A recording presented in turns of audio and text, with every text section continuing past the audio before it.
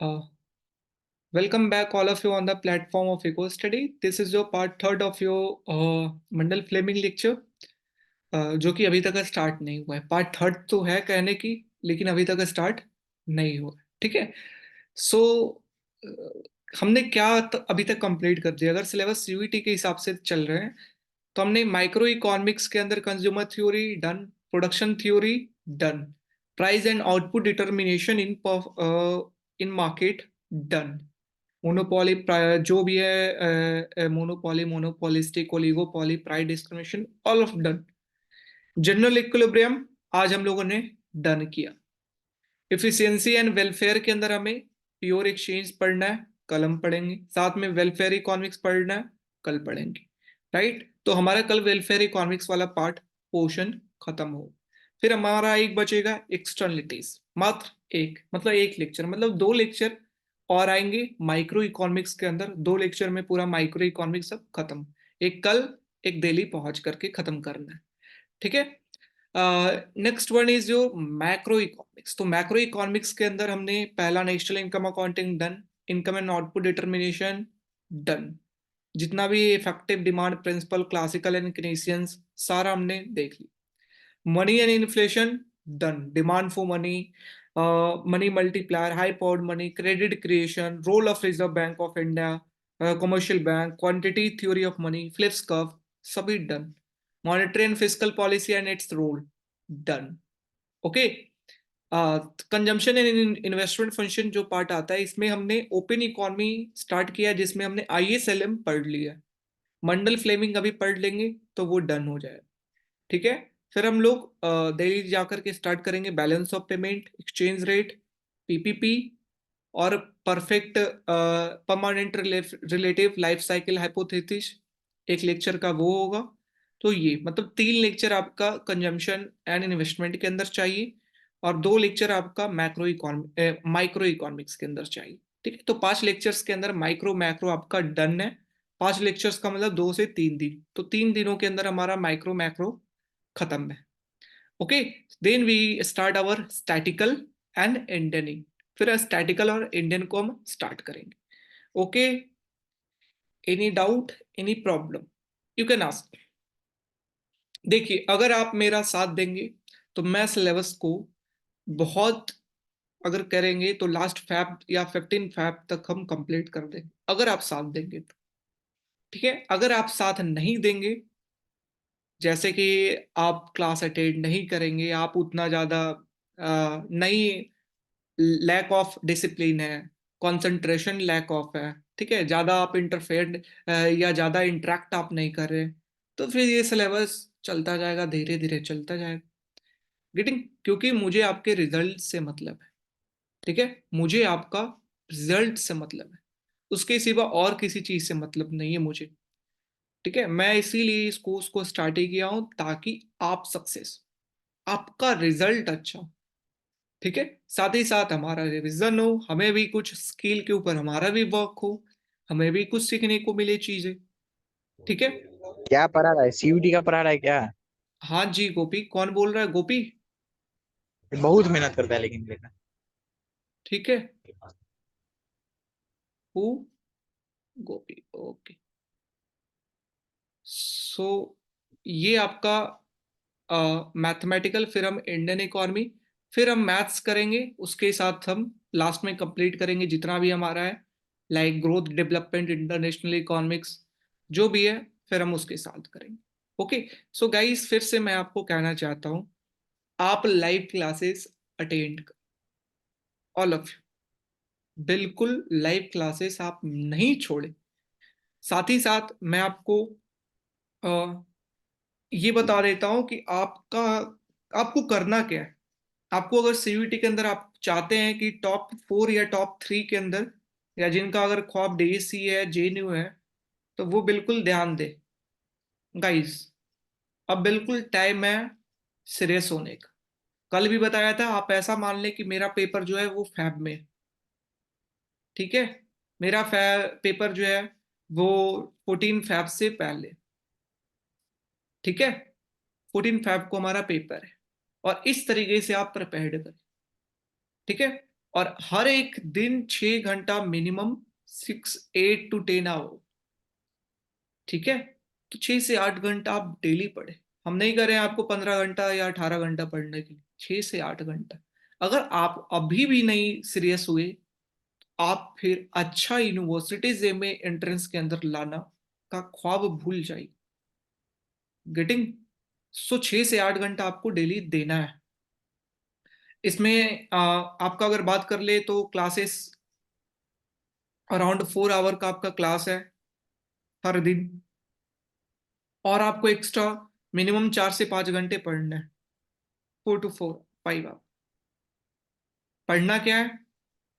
Revision. पढ़ना क्या है? Test series. पढ़ना क्या है?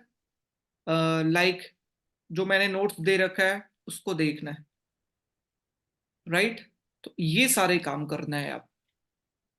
ठीक है, जो वीक है उसको अभी मजबूत करे, और जो मजबूत है उसे अभी शांत रखे। अभी तुम शांत रहो, बाद में हम देखेंगे। जो वीक है वर्क ऑन दैट। ठीक है, तो बिल्कुल इस तरीके से आप क्लासेस, लाइव क्लासेस, और फिर आपका रिवीजन, नोट्स, फिर आपका साथ में टेस्ट सीरीज। अब आप देखिए, अगर सभी कोई टेस्ट सीरीज किए हुए रहते, तो अभी तक मैं जो है कम से कम 5 6 टेस्ट सीरीज अपलोड कर दिए होते मिनिमम। लेकिन मैंने 2 टेस्ट सीरीज अपलोड किया और मेरे पास डाटा है कि कितने लोगों ने किया है, कितने लोगों ने नहीं किया है। तो आप इच्छुक नहीं है, आप ही इच्छुक नहीं है, तो मैं क्यों मेहनत करूं फिर? रीडिंग? इसलिए आप टेस्ट सीरीज करिए, पढ़िए, रिवाइज करिए, टेस्ट सीरीज करिए, और तुरंत बोलिए भैया नेक्स्ट टेस्ट सीरीज मुझे चाहिए, I will upload. Getting? Okay everyone, understand? Yes sir. Backlog के लिए जो भी लोग जो है वो जो लेक्चर्स नहीं देखे हैं, या जिनका क्लासेस या एग्जामिनेशन होने के कारण वो क्लास नहीं अटेंड कर पाए, उनके लिए आप 2 वीक के लिए ये स्ट्रेटेजी अपनाएं। वो ओनली 2 वीक। क्लास तो आपको लाइव क्लास अटेंड करना है, साथ ही साथ दो जो प्रीवियस क्लास है, 2 लेक्चर एक दिन में आपको करना है। मतलब 4 घंटे आपका इधर और 4 घंटे आपका उधर, और 1 2 घंटे का रिवीजन। ये 2 वीक आप काम करेंगे। 2 वीक का मतलब एक वीक में आप 14 लेक्चर, 2 वीक के अंदर 28 लेक्चर के आसपास है, तो आप पूरा, अभी 30 लेक्चर आज हुआ है, तो टोटल आप कंप्लीट कर लेंगे 2 वीक के अंदर। तो 2 वीक के लिए आप क्लास, लाइव क्लास अटेंड करें, 2 लेक्चर्स को दें। ओके, 2 लेक्चर को साथ साथ आप देखें। बाकी 1 2 घंटा बचता है, तो उसमें आप रिवाइज करें चीजों को, सर्च करें चीजों को, टेस्ट सीरीज लगाएं चीजों को जो आपने पढ़ चुके हैं, रिवीजन करके जो टेस्ट सीरीज है वो टेस्ट सीरीज लगाएं। Got it Arjun? Got it? Any doubt anyone? जल्दी से। नो।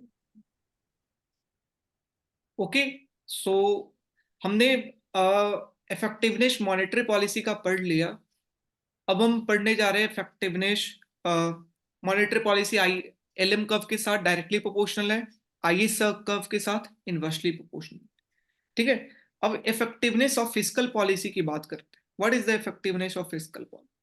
सो एल एम कर्व का स्लोप अगर बात करें, slope of L M curve, तो अगर एल एम कर्व हॉरिजेंटल है, like in liquidity trap, L M curve is horizontal, slope उसका 0, but fiscal policy is effective.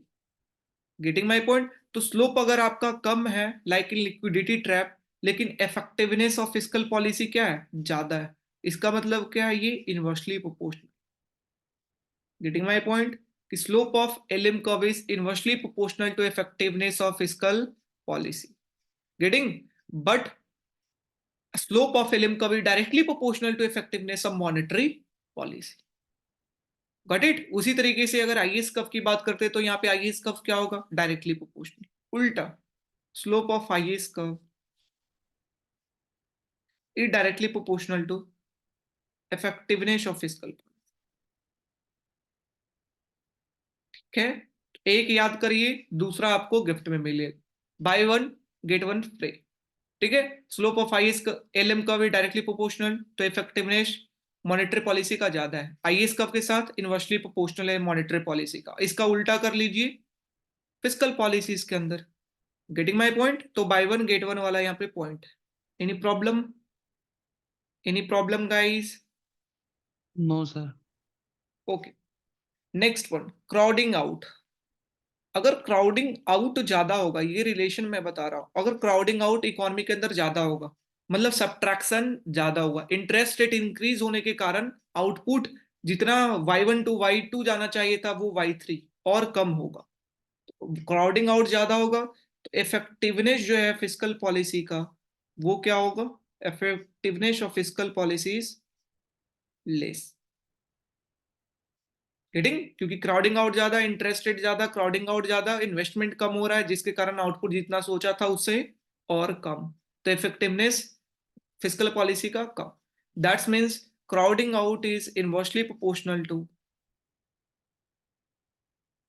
Effectiveness of fiscal policy. एक बढ़ रहा है तो एक कम हो रहा है।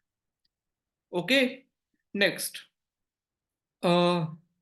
Next one is your crowding out जो होता है वो डायरेक्टली प्रोपोर्शनल होता है slope of LM curve. LM, तो एलएम कर्व का स्लोप अगर ज्यादा है तो क्राउडिंग आउट ज्यादा है, और स्लोप अगर कम है, लाइट स्लोप कम कहाँ होता है? लिक्विडिटी ट्रैप के अंदर। तो लिक्विडिटी ट्रैप के अंदर क्राउडिंग आउट कितना होता है? 0 होता है। लाइक, ठीक है ना, कि स्लोप अगर कम है तो क्राउडिंग, स्लोप अगर कम है लिक्विडिटी ट्रैप में तो क्राउडिंग आउट क्या है? बिल्कुल 0। Getting? So this is your some relation of crowding out. Okay, any problem anyone? Any problem anyone? No. So this is some relation जो आपके दिमाग के अंदर वन लाइनर जो है वो याद होना चाहिए। मंडल फ्लेमिंग मॉडल। मतलब कि अगर जैसे जितना एलएम फ्लैटर होगा तो उतना कम क्राउडिंग आउट होगा। राइट, बहुत सही। फ्लैटर होगा, स्लोप कम होगा, स्लोप कम होगा, क्राउडिंग आउट कम होगा। ओके राज?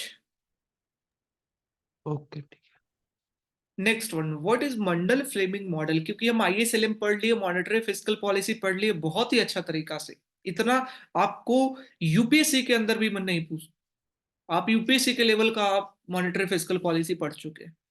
ठीक है, अब बात आता है मंडल फ्लेमिंग मॉडल क्या है। सो मंडल, देखिए आईएसएलएम आपने पढ़ लिया है, वो क्या था? क्लोज्ड इकोनॉमी के लिए आपने पढ़ा था, क्लोज्ड इकोनॉमी, वहां पर ओपन इकोनॉमी का बात नहीं किया गया। तो मंडल फ्लेमिंग मॉडल क्या है आपका? ये आईएस एंड एलएम का जब हम पढ़ते हैं ओपन इकोनॉमी के अंदर, that is given by Mandal flame. ये क्या है? ओपन इकोनॉमी की बात करता है कौन? Mundell Fleming. ठीक है, अब और ये बताता है कि IS and LM open economy के अंदर क्या होगा, कैसा चेंज होगा। तो ये जो है extension of IS and LM. ठीक है, ये आईएस एंड एलएम को क्या किया? एक्सटेंड किया है, जो क्लोज था ओपन इकोनॉमी के अंदर क्या होगा। ठीक, पहला। दूसरा, कि इसका एजम्पशन है मंडल फ्लेमिंग मॉडल का, एजम्पशन क्या है? कि there is a perfect capital mobility. Perfect capital mobility. ठीक है, परफेक्ट कैपिटल मोबिलिटी का मतलब कि कैपिटल को मूव करने में कोई रोक टोक नहीं है। लाइक हम स्टॉक अगर यूएसए का खरीदना चाहे खरीद सकते हैं, बिल्कुल मोबाइल है। लैंड अगर खरीदना चाहे लैंड को खरीद सकते हैं। रेटिंग, कोई कंपनी खरीदना चाहे कंपनी खरीद सकते हैं, या हमारे यहाँ खरीदना चाहे खरीद सकते हैं। So there is a perfect capital movability. Getting my point? This is the assumption in Mundell Fleming model. तो क्या परफेक्ट कैपिटल मोबाइल है या ई मोबाइल है? तो मोबाइल है। ओके, हाँ। अब देखिए परफेक्ट कैपिटल मोबाइल है, तो अब यहां पर हमको पढ़ना है मोबाइल है तो इकोनॉमी के अंदर दो चीज हो सकता है। अगर कंट्री की बात कर रहे हैं तो कंट्री के बीच में ट्रेड किस चीज की होती है? करेंसी। और करेंसी का क्या होता है? Exchange rate.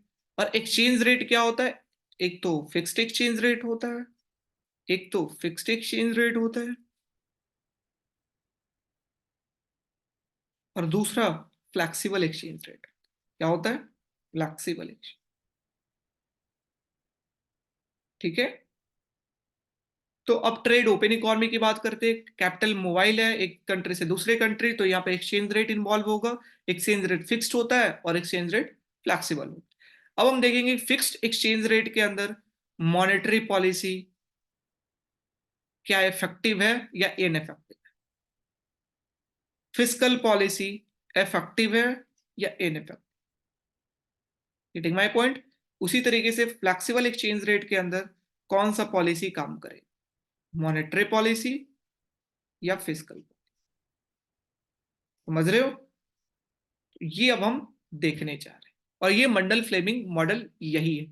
ठीक है, ये 4 केस है आपका, पहला केस, दूसरा केस, तीसरा केस, चौथा case. So let's start with case number 1। Case 1 क्या कहता है कि परफेक्ट कैपिटल मोबाइल है, परफेक्ट कैपिटल मोबाइल पीसीएम लिख सकते हैं, और fixed exchange rate, exchange rate. Fixed को एफ कैपिटल से रिप्रेजेंट कर रहे हैं, फिक्स्ड को, फ्लेक्सिबल को स्मॉल से रिप्रेजेंट करें। तो परफेक्ट कैपिटल मोबाइल है और फिक्स्ड एक्सचेंज रेट है, और मॉनेटरी पॉलिसी, यहां पर क्या हो रहा है, मॉनेटरी पॉलिसी देखने जा रहे हैं। What is the effect of monetary policy in fixed exchange rate? So let's draw diagram. So this is your interest rate and income. Initial IS curve is downward sloping, LM curve is your upward sloping, LM 0, IS 0। अब जहां पे ये intersection हुआ है, ये simultaneous equilibrium जो है, इस पॉइंट पे आपका क्या है, हम ड्रॉ करेंगे एक हॉरिजेंटल लाइन जो आपका बताएगा balance of payment, BP curve. और इस पॉइंट पे आपका बैलेंस ऑफ पेमेंट क्या है, 0 है। क्या है? 0 है, मतलब डेफिसिट आपका क्या है, 0 है। Getting my point? इस पॉइंट पे आपका डेफिसिट क्या है, बिल्कुल 0 है, जहां पे दोनों ISLM इंटरसेक्ट। गेटिंग? अगर ऊपर की बात करते हैं, ऊपर डेफिसिट क्या होगा, पॉजिटिव। नीचे की बात करते हैं, डेफिसिट क्या होगा, negative. Getting my point? So ये कि आपका ऊपर पॉजिटिव, नीचे नेगेटिव। अब देखिए हमारा क्या हुआ, मॉनेटरी पॉलिसी। मॉनेटरी पॉलिसी की बात करते हैं, मतलब एक्सपेंशनरी मॉनेटरी पॉलिसी, जिसके कारण एलएम कर्व किधर की तरफ शिफ्ट करेगा, एलएम कर्व शिफ्ट इधर की तरफ, राइटवर्ड। राइट, हम तो यही देखते आ रहे हैं, तो हमें एलएम कर्व को शिफ्ट किधर की तरफ करना है, राइटवर्ड की तरफ। So LM 0 to LM 1, initial E1, अब ये E2। Right, initial output Y1, अब जो आउटपुट है Y2। Got it? ये चीज तो हमारा एलएम कर्व राइटवर्ड शिफ्ट हो गया, आउटपुट हमारा क्या हो गया, इंक्रीज हो गया। ठीक है, इस पॉइंट पे आपका क्या है, ये बीपी आपका क्यों आपका बिल्कुल 0 है, बिकॉज जो आपके कंट्री का इंटरेस्ट रेट है, interest rate of domestic country is equal to interest rate of foreign country. At this point interest rate दोनों कंट्री का, हमारे कंट्री का और फॉरेन कंट्री का, दोनों का बराबर है। Getting my point? अगर ऊपर की बात करते हैं, तो अगर हमारा इंटरेस्ट रेट ज्यादा हो जाए डोमेस्टिक कंट्री का, तो हमारे कंट्री के अंदर लोग ज्यादा इन्वेस्टमेंट करेंगे, बाहर से ज्यादा आएंगे, इनफ्लो कंट्री के अंदर ज्यादा होगा, that's why this is positive. नीचे की अगर बात करते हैं, like this point E2 point को अगर एक्सटेंड करें हम, तो क्या हुआ, एलएम का राइटवर्ड शिफ्ट होने के कारण इंटरेस्ट रेट आपका दो डोमेस्टिक का डिक्रीज हो गया। क्या हो गया, डिक्रीज हो। आपका फॉरेन का इंटरेस्ट रेट ज्यादा है और डोमेस्टिक का इंटरेस्ट रेट कम है, मतलब बाहर जो है रिटर्न ज्यादा मिल रहा है कोई इन्वेस्टमेंट करता है तो, और हमारे देश के अंदर रिटर्न कम मिल रहा है। तो जो भी इन्वेस्टर होंगे वो क्या सोचेंगे, इंडिया के अंदर इंटरेस्ट कम मिल रहा है, चलो पैसा हम लेकर के बाहर निकले। तो ये यूएसए है, ये इंडिया है। ठीक है, तो इन्वेस्टर जो है वो अपना पैसा लेकर के कहाँ निकलेंगे, बाहर, और कहाँ जाकर के इन्वेस्ट करेंगे, यूएसए के अंदर। Getting my point? तो बाहर जा रहे हैं, that is known as what, capital outflow. What, capital outflow. तो कैपिटल आउटफ्लो जो है वो क्या हो जाएगा, इंक्रीज हो जाएगा।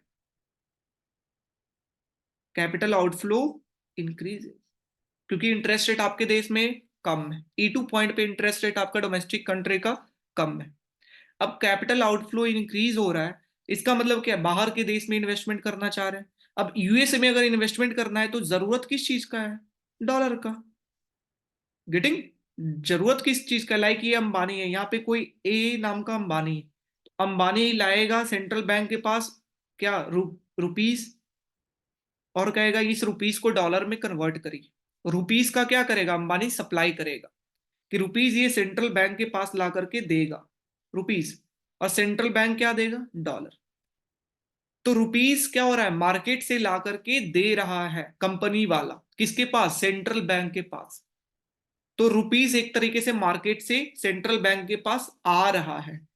तो इससे क्या होगा, मनी सप्लाई जो है इकोनॉमी के अंदर वो क्या हो जाएगा, कम हो जाएगा। Getting my point. Outflow, outflow होने का मतलब बाहर जाना है, बाहर का इंटरेस्ट रेट ज्यादा है, हमें बाहर जाके इन्वेस्टमेंट करना चाहिए। उसके लिए पैसा क्या करेगा, कंपनी वाला लेकर के जाएगा आरबीआई के पास। मतलब मनी जो है मार्केट के अंदर अब क्या हो गया, कम हो गया। अगर मनी सप्लाई कम हो गया तो रियल मनी सप्लाई की बात करते हैं, एम कम हो गया तो रियल मनी सप्लाई क्या हो गया, कम हो गया। और रियल मनी सप्लाई अगर कम हो जाए तो एलएम कब हम जानते हैं किधर की तरफ शिफ्ट होता है, लेफ्ट वार्ड की तरफ। तो ये LM1 से ये लेफ्ट वार्ड की तरफ शिफ्ट होना स्टार्ट। और कब तक शिफ्ट होगा, जब तक ये डोमेस्टिक और इंटरनेशनल इंटरेस्ट रेट इक्वल नहीं हो जाए तब तक। Getting my point. तो ये फिर से Y1 टू Y2 पहला, और फिर से ये चक्कर ससुराल का लगाया, Y2 से Y1 पे चला गया। Getting my point. So this is the effect. और यहां से क्या पता चलता है, क्या आउटपुट के ऊपर कोई इफेक्ट हुआ, Y1 से Y2 गया, फिर Y2 से Y1 हो गया, तो आउटपुट के ऊपर कोई इफेक्ट नहीं, no effect on output, no effect on output. That's why monetary policy is ineffective, ineffective.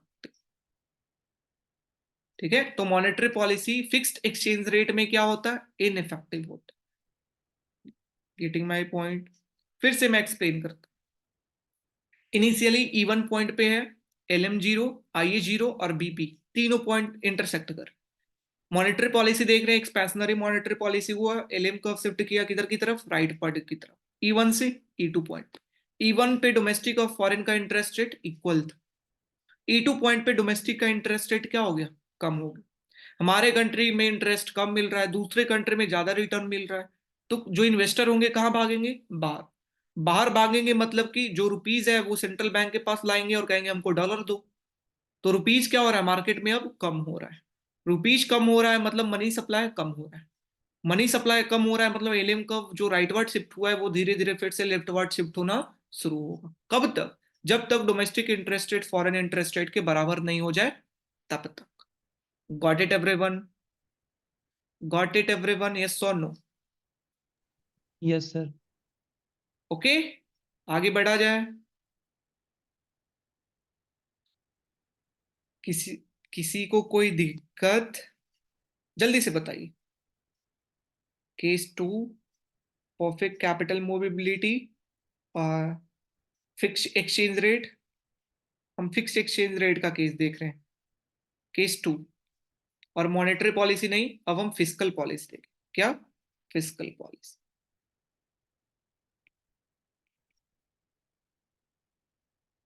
Okay, तो let's see what is the effect of fiscal policy in fixed exchange rate and having a perfect capital movability.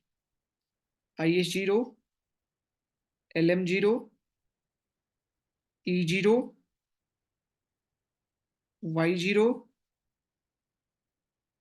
ID is equal to IA and BP 0 initial. ठीक है, अब हमारा fiscal policy हुआ expansionary fiscal policy, expansionary fiscal policy, जिसके कारण आपका IS curve किधर की ओर शिफ्ट करेगा, गवर्नमेंट एक्सपेंडिचर बढ़ रहा है तो IS curve shift rightward. IS curve को किधर की तरफ शिफ्ट करेंगे? राइटवर्ड की तरफ, राइट। आईएस 0 टू आईएस 1, नया इक्विलिब्रियम पॉइंट कहां पे? E1 पे, ठीक। अब E1 पॉइंट पे तो हमारा इक्विलिब्रियम E0 से कहां मूव हो गया? E1। अब E1 पॉइंट पे हमारा देख सकते हो क्या हुआ, इंटरेस्ट रेट जो है वो डोमेस्टिक का वो क्या हो गया? इंक्रीज हो गया। और आउटपुट आपका इकोनॉमी के अंदर क्या हो गया? इंक्रीज हो गया। सो इंटरेस्ट रेट जो है अब हमारे डोमेस्टिक कंट्री का वो ज्यादा है देन फॉरेन कंट्री का। अब हमारे कंट्री का इंटरेस्ट ज्यादा मिल रहा है, हमारे देश में रिटर्न ज्यादा मिल रहा है, तो जो यूएसए या फॉरेन इन्वेस्टर है वो कहाँ भागेंगे? हमारे देश के अंदर, कि चलो इंडिया के अंदर ज्यादा रिटर्न। तो हमारे देश के अंदर क्या होगा?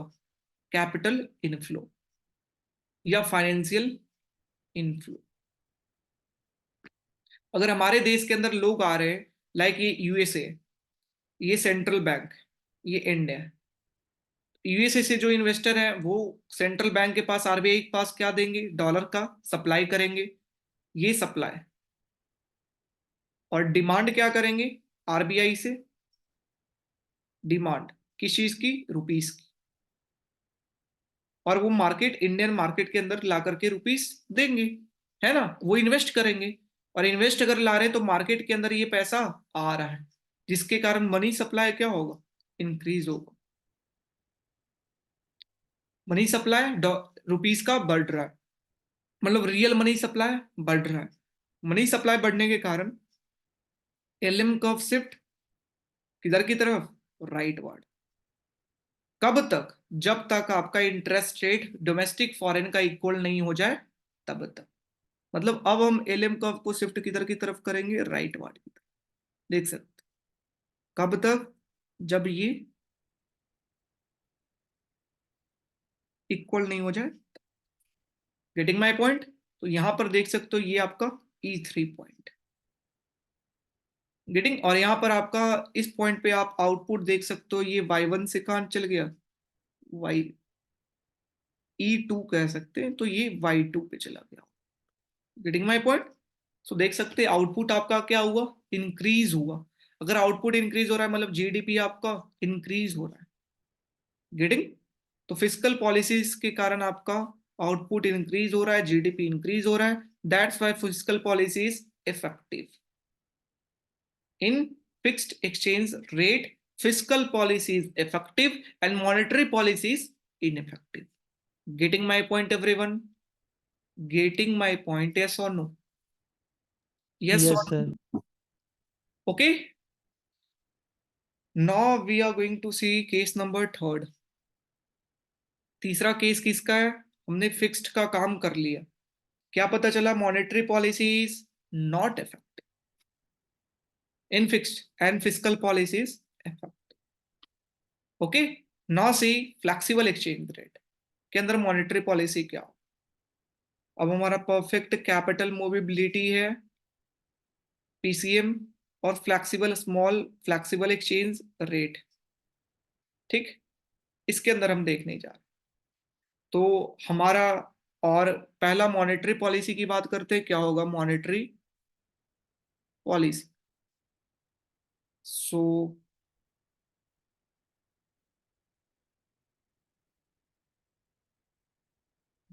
This is interest rate, income, initial IS 0, LM 0, BP curve, BP 0, ID is equal to IF, Y 0, E 0, right. Monetary policy की बात करते हैं, आपका मॉनेटरी पॉलिसी हुआ जिसके कारण कौन सा कर्व? Expansionary monetary policy. कौन सा curve? LM curve. Shift rightward. LM किधर की तरफ शिफ्ट करेगा? और राइटवर्ड। ये तो LM1, नया पॉइंट E1, ये आपका Y1। इंटरेस्ट रेट आपका क्या हो गया? डिक्रीज हो गया। इंटरेस्ट रेट डोमेस्टिक का डिक्रीज हो। Now foreign interest rate is more and domestic interest rate is less. Foreign में ज्यादा ही इंटरेस्ट रेट, बाहर वाले देश में रिटर्न ज्यादा है, रिटर्न ज्यादा है तो हमारे देश से कैपिटल आउटफ्लो क्या होगा, बाहर कंपनी जाना चाहेगी, मतलब आउटफ्लो होगा, बाहर जाना चाहेगी, दूसरे देश में इन्वेस्टमेंट करना चाहेगी। आरबीआई के पास क्या होगा, let suppose this is RBI, ये यूएसए और ये इंडिया। इंडिया के जो लोग हैं लाइक अडानी अंबानी, वो आएंगे आरबीआई के पास, ठीक है, झुनझुन वाला, तो वो आएंगे और कहेंगे ये रुपीस लीजिए और हम बाहर जा करके, और हमें बदले में क्या दीजिए, डॉलर दीजिए। तो डॉलर का क्या करेंगे, डिमांड, और रुपीस का क्या करेंगे, सप्लाई। तो डॉलर का डिमांड इंक्रीज हो जाएगा, demand of dollar increases, then supply of dollar. Getting my point. तो जो डॉलर की वैल्यू है वो क्या करेगी, value of dollar, dollar increases. तो डॉलर की वैल्यू इंक्रीज हो रही है, मतलब डॉलर क्या हो रहा है, अप्रिशिएट हो रहा है, क्योंकि फ्लैक्सिबल एक्सचेंज रेट है, दैट्स वाई अब जो है एक्सचेंज रेट बढ़ कम सकता है, तो उसका एक्सचेंज रेट क्या हो रहा है, अप्रिशिएट हो रहा है। गेटिंग माय पॉइंट, एक्सचेंज उसका कम रहा है। और सप्लाई, अगर रुपीस की बात करते हैं तो रुपीस का डिमांड क्या है, कम है, और सप्लाई क्या है, ज्यादा है, सप्लाई ला करके दे रहे हैं पैसा। और सप्लाई अगर ज्यादा है रुपीस का तो वैल्यू क्या है रुपीस का, कम है। अगर वैल्यू रुपीस का कम है तो रुपीस क्या करेगा, डेप्रिशिएट। तो रुपीस क्या किया, डेप्रिशिएट। Getting my point. तो रुपीस का हुआ डेप्रिशिएशन, हमारा करेंसी का हुआ डेप्रिशिएशन, मतलब हमारे करेंसी का वैल्यू कम हो रहा है। अब कोई गुड अगर बाहर, हमारा प्रोडक्शन अगर एक्सपोर्ट हम कर रहे हैं, कोई हमारा गुड है बाहर के देश में, तो हमारा अगर करेंसी जो है वो उसका वैल्यू कम हो रहा है, जिसके कारण उस गुड्स का भी वैल्यू क्या होगा, कम होगा। ठीक है, हमारा करेंसी का वैल्यू कम होगा तो उस गुड्स का भी, जो हमारा कंट्री का प्रोडक्शन का गुड्स है, उसकी भी वैल्यू क्या करेगी, डिक्रीज करेगी, डॉलर के टर्म में, उस करेंसी के टर्म में, जिसके कारण हमारे देश का एक्सपोर्ट क्या होगा, इंक्रीज होगा। क्या होगा, इंक्रीज हो। तो डेप्रिशिएशन होने से एक्सपोर्ट क्या होता है, इंक्रीज होता है। ये आगे भी पढ़ेंगे एक्सचेंज रेट के अंदर। एक्सपोर्ट इंक्रीज होने का मतलब नेट एक्सपोर्ट इंक्रीज हो, नेट एक्सपोर्ट इंक्रीज होने का मतलब आपको पता होना चाहिए, नेट एक्सपोर्ट किसके अंदर था, ऑटोनोमस स्पेंडिंग के अंदर था, राइट। तो ए बार इंक्रीज होगा, और ए बार इंक्रीज होगा तो आईएस कर्व किधर की तरफ शिफ्ट करेगा, राइट वार्ड की तरफ, इधर की तरफ, राइट वार्ड। ठीक है, तो आईएस कर्व शिफ्ट करेगा राइट वार्ड की तरफ। कब तक, जब तक दोनों का इंटरेस्ट रेट इक्वल नहीं हो जाए, डोमेस्टिक फॉरेन, तब तक। Got it. आईएस कब देखिए ये राइट वर्ड की तरफ शिफ्ट होना स्टार्ट हुआ। ठीक है, तो ये पॉइंट पे, सो this is your point E3। यहाँ पे आउटपुट देख सकते हो, E2 पॉइंट पे Y2 आउटपुट देख सकते हो, आपका लगातार इंक्रीज हो रहा है। That's why monetary policies effective, monetary policies effective in flexible exchange rate. Getting my point.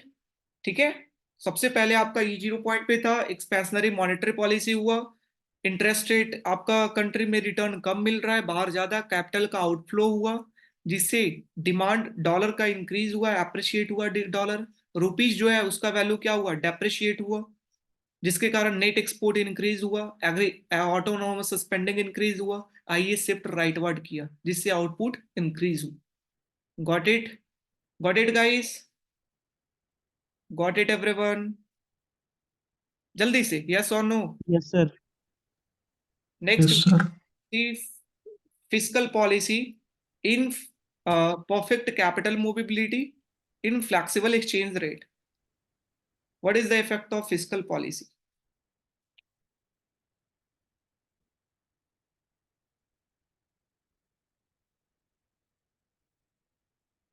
Direct question आता है आपका, आपको टेस्ट सीरीज के अंदर क्वेश्चन मिल जाएगा।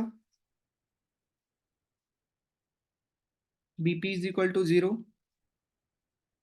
ID is equal to IF, fiscal policy है तो कौन सा कर्व, आईएस कर्व, किधर की तरफ, राइट वार्ड की तरफ, IS0 to IS1। Interest rate initially यहाँ पे आउटपुट कितना था, Y1, अब आउटपुट कितना हो गया, ये E0 पॉइंट था, ये E1 पॉइंट। यहाँ पे y0 आउटपुट था, यहाँ पे कितना आउटपुट है y1। ओके, सो ये आपका, हाँ। अब हमारा यहाँ पर देख सकते हो इस पॉइंट पे इंटरेस्ट रेट क्या हो गया, डोमेस्टिक का इंक्रीज हो गया। अगर डोमेस्टिक का इंटरेस्ट रेट इंक्रीज हो रहा है देन फॉरेन का इंटरेस्ट रेट, तो हमारे कंट्री में क्या होगा, इनफ्लो। बाहर से लोग आके इन्वेस्टमेंट करेंगे। मतलब बाहर वाले लोग अब क्या कहेंगे, सेंट्रल बैंक, ये आरबीआई है, इसके पास क्या कहेंगे, ये आप डॉलर लो, हम सप्लाई करते हैं डॉलर का, और बदले में आप हमें क्या दो, रुपीज दो, ताकि हम stock market, Indian stock market के अंदर जाकर के हम इन्वेस्टमेंट करें। तो रुपीज का क्या करेंगे, डिमांड। तो रुपीज का डिमांड ज्यादा होगा जितना सप्लाई है, तो रुपीज क्या कर जाएगा, उसका वैल्यू बढ़ जाएगा, जिसके कारण रुपीज क्या होगा, एप्रिशिएट। अगर रुपीज का वैल्यू एप्रिशिएट हो रहा है, उसका वैल्यू बढ़ रहा है, तो जो बाहर के देश में गुड्स है हमारा, उसका भी वैल्यू बढ़ रहा है, जिससे हमारा एक्सपोर्ट जो है वो क्या हो जाएगा, कम हो जाएगा। तो एनएक्स का वैल्यू कम हो जाएगा एंड एग्री ऑटोनोमस स्पेंडिंग कम हो जाएगा। और आईएस का फिर किधर की तरफ शिफ्ट करेगा, ऑटोनोमस स्पेंडिंग कम होने के कारण लेफ्टवर्ड, लेफ्टवर्ड। तो वापस ये टूर पे आया था, वापस ये अपना E0 पोजीशन पे चला जाए। Got it. So fiscal policy क्या देखे, no change in output, that's why fiscal policies ineffective, ineffective. Got it, got it everyone. यहां पर रुपीस एप्रिशिएट कर रहा है क्योंकि हमारे कंट्री के अंदर इनफ्लो हो रहा है, जिसके कारण एक्सपोर्ट कम हो रहा है, जिसके कारण ऑटोनोमस स्पेंडिंग कम।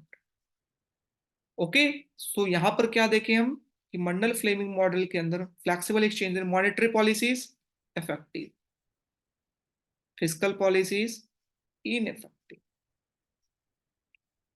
और यहां पे फिस्कल पॉलिसीज इफेक्टिव और मॉनेटरी पॉलिसीज इनइफेक्टिव। तो remember this point. Got it, समझ में ठीक आ, है सर, इतना ही है मंडल फ्लेमिंग। जी इतना ही है। कोई दिक्कत, कोई भी दिक्कत, any doubt, anyone? No sir. हाँ, तो कैसा रहा, ठीक रहा आज का यस सर। हमारा क्लास? ठीक रहा, ज्ञान प्राप्त हुआ आपको? हाँ जी। अर्जुन, समझ में आया चीजें? Yes sir. हाँ, तो ये याद रखना है कि फिक्स्ड एक्सचेंज रेट के perfect capital mobility, fixed exchange rate में मॉनेटरी पॉलिसी नहीं वर्क करता है, फिस्कल पॉलिसी इफेक्टिव होती है। और फ्लेक्सिबल एक्सचेंज रेट में monetary policy effective, fiscal policy ineffective. आपसे फिगर नहीं पूछेगा, आपसे यही पूछेगा जो कंक्लूजन है। ओके, ओके गाइस, तो चलिए हम लोग मॉर्निंग में मिलते हैं कल 7 बजे।